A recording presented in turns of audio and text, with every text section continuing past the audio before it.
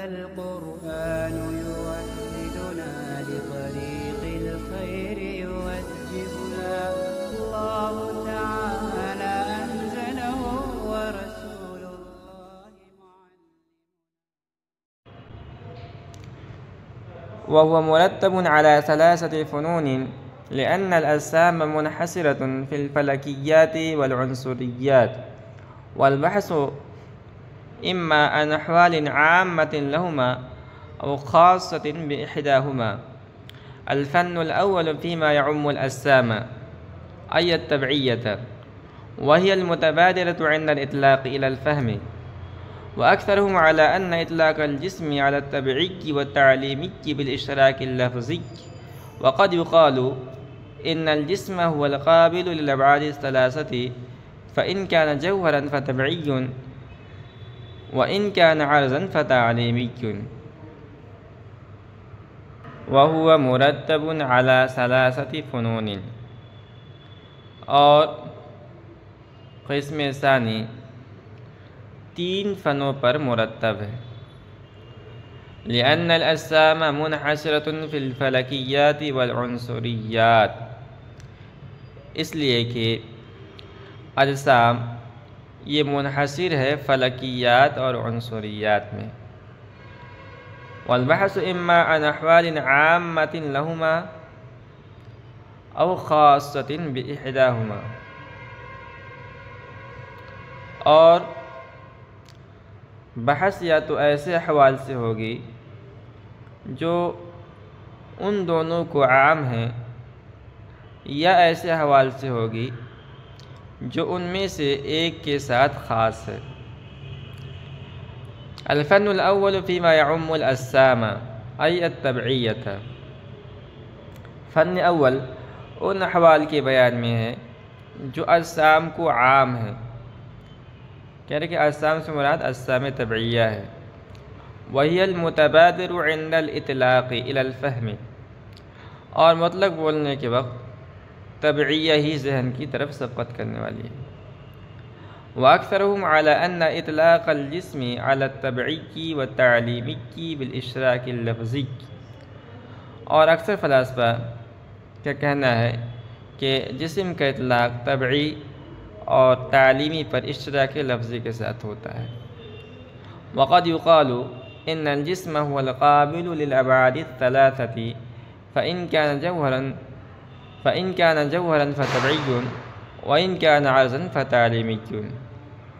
اور کبھی یہ کہا جاتا ہے کہ جسم تو ابعاد ثلاثہ کو قبول کرنے والا ہے، بس اگر وہ جوہر ہے تو طبعی ہے، اور اگر عرض ہے تو تعلیمی ہے. وَهُوَ مُرَتَّبٌ عَلَى 3 فنون، یہاں سے مصنف رحمۃ اللہ علیہ یہ بتلا رہے ہیں کہ جو قسم ثانی ہے وہ 3 فنوں پر مشتمل ہے.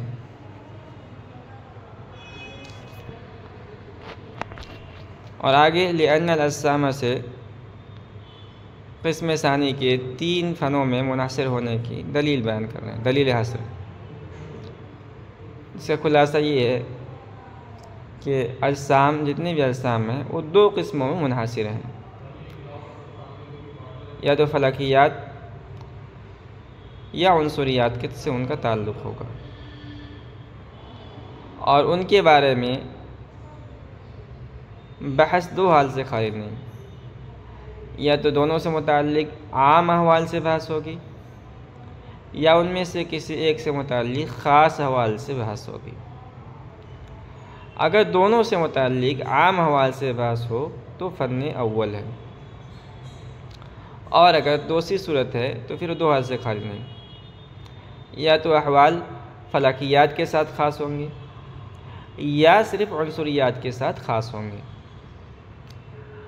اگر وہ احوال فلکیات کے ساتھ خاص ہیں تو فن ثانی ہے، اور اگر احوال عنصریات کے ساتھ خاص ہیں تو یہ فن ثالث ہے. یہاں یہ بات واضح رہے کہ جو فلکیات اور عنصریات کا لفظ بیان کیا ہے اس سے کیا مراد ہے. فلکیات سے مراد فلک اور اس کے متعلقات ہیں۔ اسی طرح عنصریات سے مراد عنصر اور اس کے متعلقات ہیں۔ عنصر تو آپ جانتے ہیں مٹی، پانی، ہوا، آگ وغیرہ، ان کو عنصر کہا جاتا ہے، اسی کی جمع عنصریات۔ الفن الاول فیما یعم الاجسام، یہ متن کی عبارت ہے۔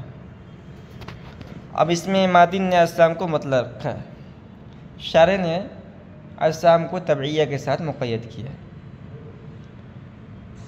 تو اجسام کا اطلاق چونکہ جسم تعلیمی اور جسم طبعی دونوں پر ہوتا ہے، تو شارح نے التبعیہ کی قید لگا کر یہ بتا دیا کہ یہاں اجسام سے مراد اجسام طبعیہ ہے، اجسام تعلیمیہ مراد نہیں۔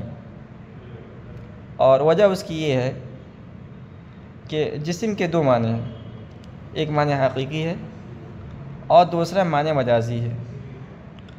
حقیقی معنی تو جسم طبعی ہے اور مجازی معنی جسم تعلیمی ہے۔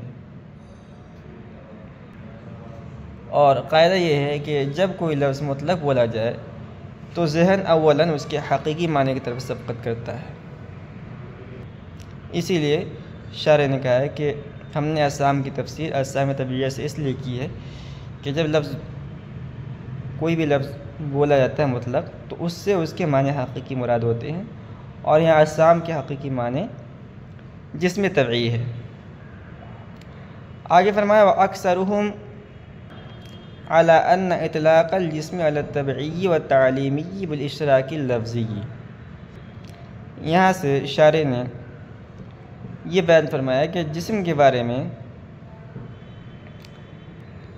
اکثر فلاسفہ کا مسلک یہ ہے کہ جسم میں مشترک ہے جسم طبعی اور جسم تعلیمی کے درمیان، اور یہ اشتراک لفظی ہے، جبکہ بعض دوسرے فلاسفہ کا کہنا ہے کہ جسم ان دونوں کے درمیان، یعنی جسم طبعی اور جسم تعلیمی کے درمیان مشترک ہے اشتراک معنوی کے ساتھ۔ اچھا، سب سے پہلے ہم یہ سمجھ لیتے ہیں کہ اشتراک لفظی اور اشتراک معنوی کیا ہے۔ تو اشتراک کے معنی آتے ہیں ایک لفظ کا متعدد معنی کے لیے موضوع ہونا، پھر اگر لفظ اپنے ہر معنی کے لیے مستقل طور پر علیحدہ وضع کیا گیا ہو تو اسے اشتراک لفظی کہتے ہیں۔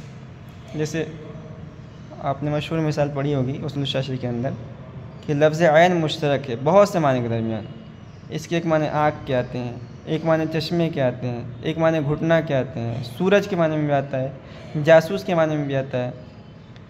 تو لفظ عین ان معنی میں سے ہر معنی کے لیے وضع کیا گیا مستقلاً، اور اگر لفظ کو اولاً ایک معنی کلی کے لیے وضع کیا گیا ہو، پھر اس کلی کے متعدد افراد میں سے اس لفظ کو استعمال کیا جائے تو یہ اشتراک کہلاتا ہے، اشتراک معنوی۔ اس کو سمجھنے کے لیے جو علم مشہور علم نحو کے اندر کلمہ ہے، کلمہ کو سمجھیے۔ لفظ کلمہ یہ اسم، فعل اور حرف کے درمیان مشترک ہے، اور یوں مشترک ہے کہ واضح نے لفظ کلمہ کو اولاً وضع کیا لفظ اضیع لمعنی مفرد، اور یہ جو لفظ اضیع لمعنی مفرد ہے یہ ایک معنی کلی ہے، پھر اس کے افراد اسم، فعل اور حرف میں سے ہر ایک پر کلمہ کا اطلاق ہوتا ہے۔